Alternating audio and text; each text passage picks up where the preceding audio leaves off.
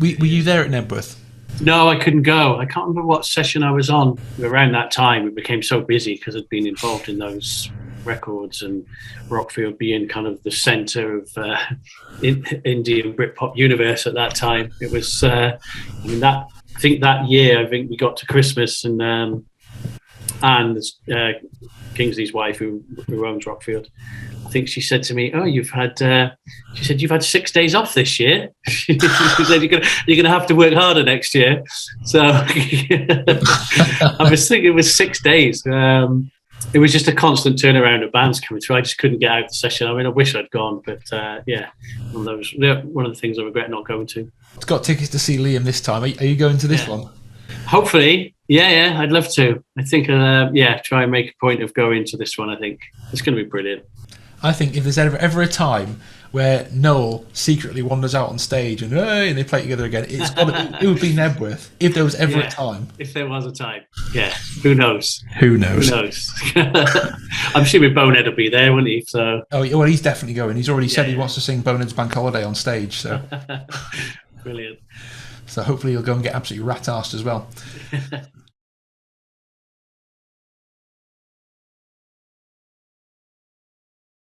Do you know which pub they were in when when Bonehead and Liam got absolutely slaughtered before doing Bonehead's Bank Holiday?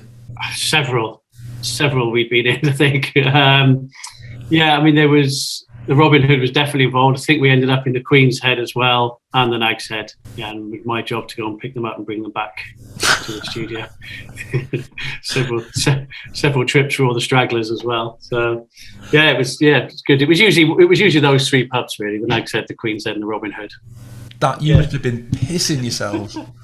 Yeah, because the whole like lead up to it was like he was getting nervous. I don't know if I can do it. Oh yeah, you've got to do it. And it was like, we'll go out and have a few drinks and we'll crack on with some work, and then just get yourself ready for it, get yourself in the zone.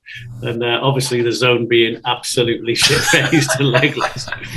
And you can hear all the goings on in the background and everything, can't you? It's all everyone having a great time with. So great track. Great track.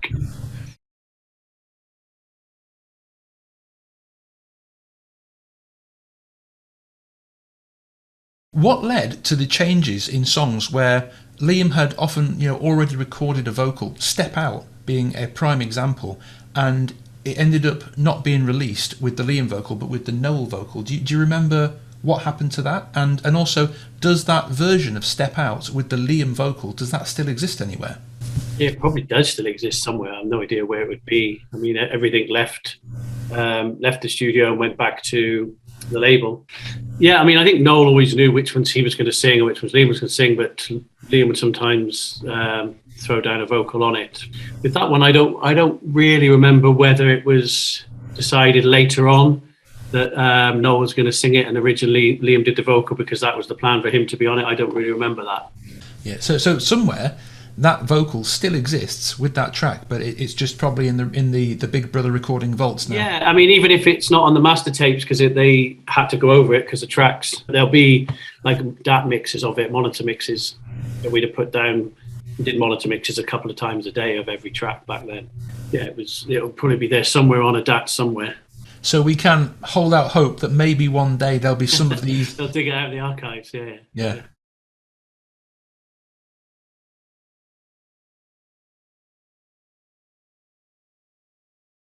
You recently put up the tambourine from the Morning Glory sessions for auction, and it went for some astronomical amount, like several grand or something, for this battered old tambourine.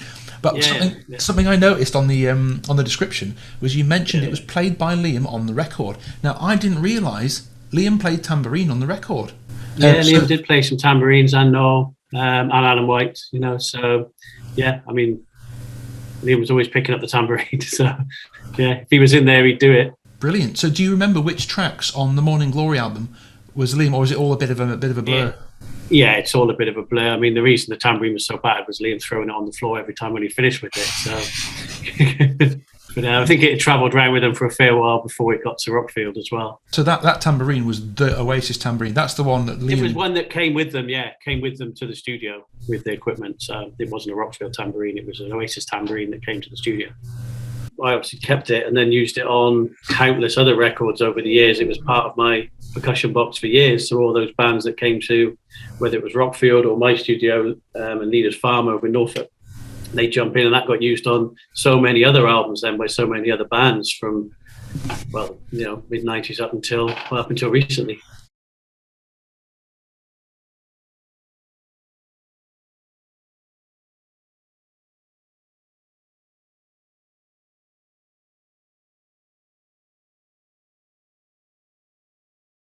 So in the Return to Rockfield documentary on the Oasis YouTube, you told the story of how at the beginning of the sessions you very diplomatically said someone, which Noel said was Liam, reduced your precious guitar, a gift from your mum, reduced it to matchwood, thinking it was Noel's. And then obviously Noel gave you the Wonderwall guitar, which was the same model, and so on. Yeah, I mean, the night before that, we were all in the hotel bar. It was the first day of the session that happened. So that was like, welcome to the start of Be Here Now.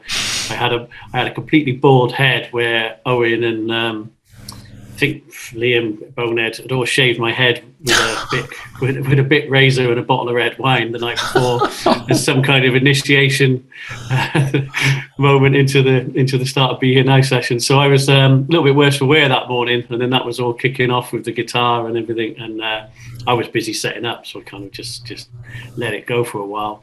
And then I think it was Jason Rhodes who pointed out that wasn't actually one of Noel's guitars.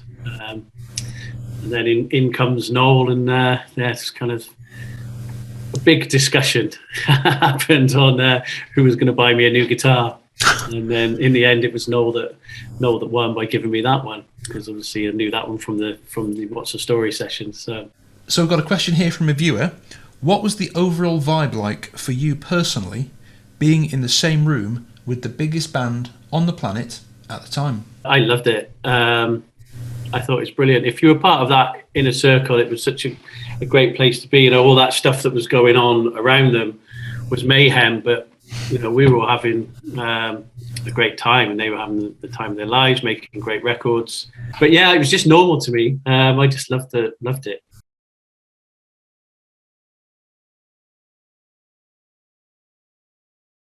In an interview with David Huggins, you mentioned that there were some unreleased tracks from that session. One was called Slow, that I think David Huggins asked you about. And I was wondering, has that actually since been released? Because that interview you gave was in, I think, 2011. And when the Chasing the Sun box sets came out, there were several random little rare bits on the third CD, things like Trip Inside, that were given different names. I was wondering, has that track actually now been released under a different name, or is it still unreleased?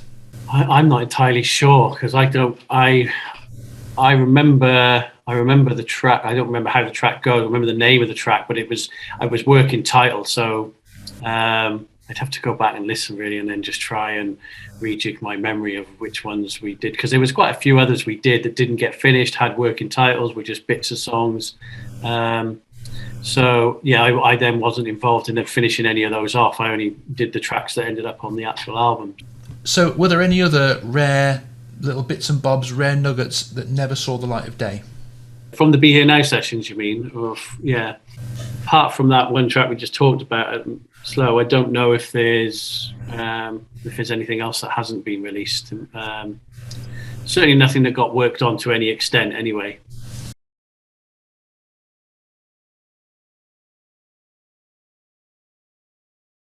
So on this album, did Guigsy play bass? Because there's a lot of sort of debate about what he played. It's fairly accepted he didn't do much, if any, on Definitely Maybe. It's kind of accepted he did maybe less than 50% on Morning Glory, but I've heard it said by, I think it might have been Owen, that he did every bass track on Be Here Now.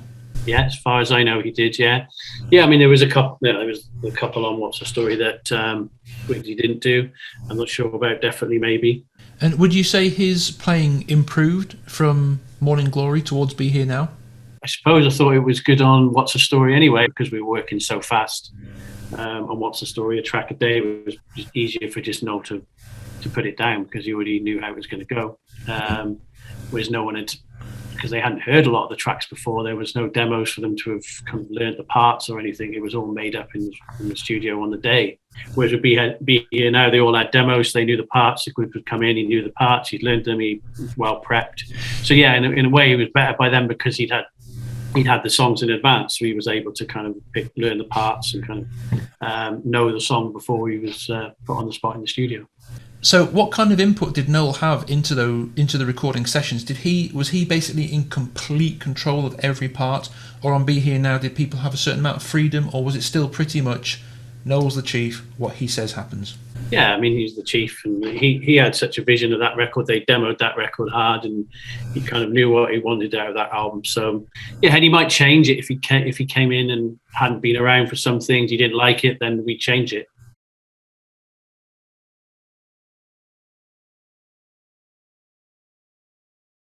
You mentioned that the strings were recorded on just one day. Was there just a single day for recording all the orchestral stuff? Yes, we were in here anyway. We were in the second studio and then booked into the main room. I think it was a 72-piece orchestra. So we were all buzzing about that because Noel had gone on talked about that for so many years. About by the time we get to do All Around the World, it has to be a 72-piece orchestra. So that song was kind of kept back for album 3 for that reason. So it could be kind of this epic kind of orchestral piece. Very interesting day. Obviously, we had to fill all our tracks, so we wanted the biggest orchestra we could find because we had lots of tracks to fill. But actually, that was probably the toughest to get down to 96 tracks. Do you know what I mean? Had strings as well, didn't it? Was that the same session? Yeah, same session. Yeah. So one day in there. Did any other tracks have strings, or was it just those two? I'm trying to think if there's strings. I mean, other strings would have been put on like the Kurzweil piano or something like that, right. Like if we were on What's the Story. Right. So, but yeah, orchestral, I just remember those two as being the orchestral tracks.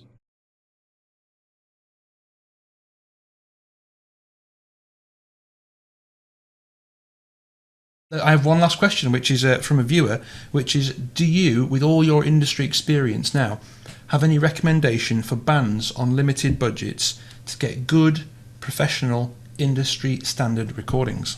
I think you can do so much more at home now, getting your pre-production right, getting the tracks ready before you go into a studio. And there are great studios that are pretty affordable and great producers around. You know, we do deals all the time for bands. If we've got downtime, Rockfield do as well.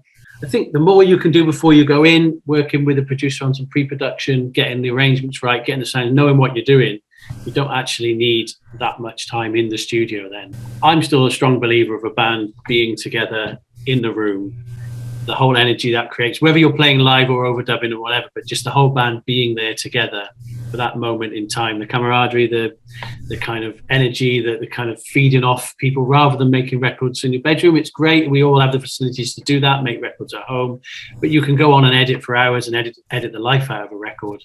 I think still going into a studio, however much time you can afford, is the way to do it. I just think it has something. There's a reason those records have something about them from going back to the 50s, 60s, 70s, and even all the 90s records. And I think it's because they did a lot of pre-production then, and they're in a room together, and there's the energy, and they're feeding off each other, and you kind of have to get it right because you were on tape. And I think the more you can do before you go in, you keep your costs right down then. Yeah, I mean, it's worth spending the money on mixing and mastering as well. Like, it's still worth doing rather than trying to do that yourself. I think the more prep you could do, it's all about the songs. If you've got great songs, then you can throw them down pretty good. If the song's not very good in the first place and the band don't have an identity and a great sound, then you can spend all the money you like on studios and producers and everything. You're just trying to polish something that isn't there.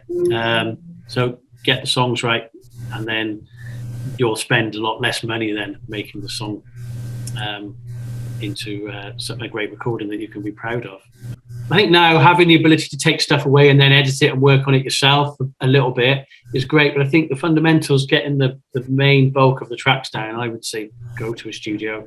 There's loads of great studios around for great prices. I think that makes a difference. Try not to edit and live in daylights out of it.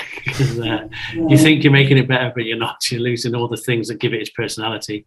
Keep it human. Yes, definitely. Well, Nick, thank you so much, mate. we'll wrap up there, and I'm looking forward to hopefully working with you myself in future.